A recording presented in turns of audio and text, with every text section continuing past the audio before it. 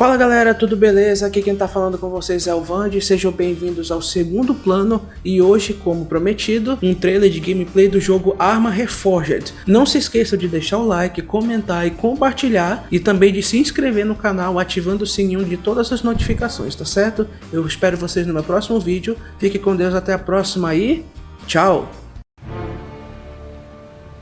Hello, my name is Nillers, Community Manager for ARMA REFORGED. And in this video, I'll be explaining the dynamics of the multiplayer game mode, Conflict. In Conflict, players engage in a fierce player versus player scenario, battling for control of strategic locations across the islands of Ireland and Eberron. Securing victory will require players to extend their radio communications, secure logistics, and dominate the enemy using a selection of period-authentic weapons and vehicles. First, players will choose one of the two playable factions, United States or Soviet Union forces.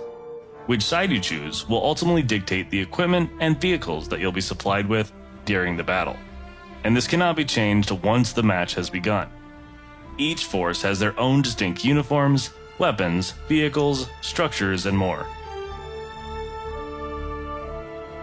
Head to the command post to secure an arsenal and vehicles. Each side starts with a set amount of supplies for constructing utilities and fortifications, with more slowly generated over time. From here, you may enter the building mode and place down an ammunition supply point and maintenance point for weapons and vehicles respectively. Players will need to build these stations with the provided entrenching tool to utilize them. At the supply point, you'll have access to various weapons, ammunition, medical supplies, gear, and equipment inside the arsenal. On the left will be the arsenal's available assets, and on the right, your character's inventory. You'll notice that at the bottom of each arsenal item is an associated supply cost to acquiring it.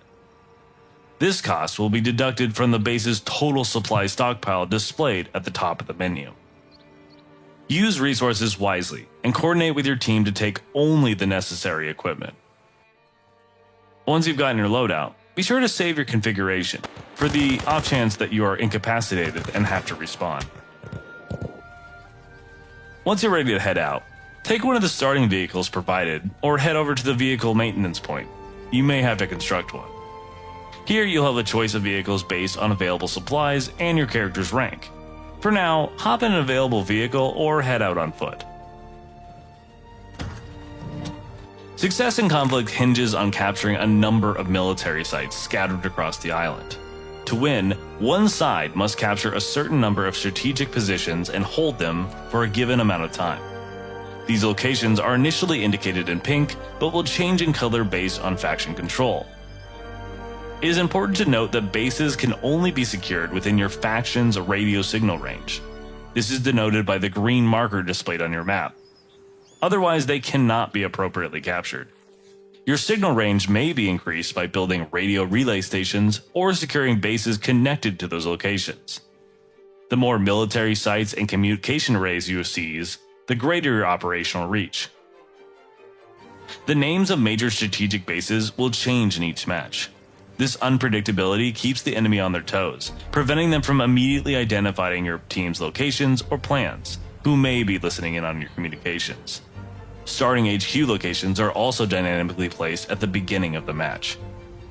Capturing a base may be a bit more tricky than you think.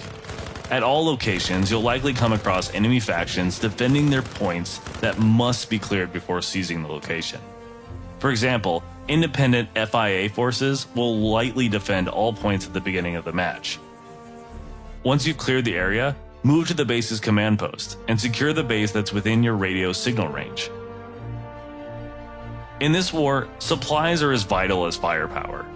Utilizing supplies found at bases, FIA depots, and around the battlefield, players may gather and deliver aid to build utilities, fortifications, and even defenses across the island. These supplies can be visually loaded into all ground and air vehicles. Construction can occur at base command posts or with the help of construction vehicles anywhere on the map. This creates a dynamic and evolving environment. Be sure to establish secure supply lines to ensure your faction's survival. Remember though, resources are limited, so teamwork and coordination are essential to create a powerful defensible location and base of operations. In the chaos of battle, individual progress is also crucial. When capturing objectives or delivering logistics and troops, you'll likely notice a green progress bar. This indicates your character's current rank progress. From armored vehicles to helipads, ranking up unlocks new structures and vehicles for you that can turn the tide of battle. But remember, your enemies are doing the same.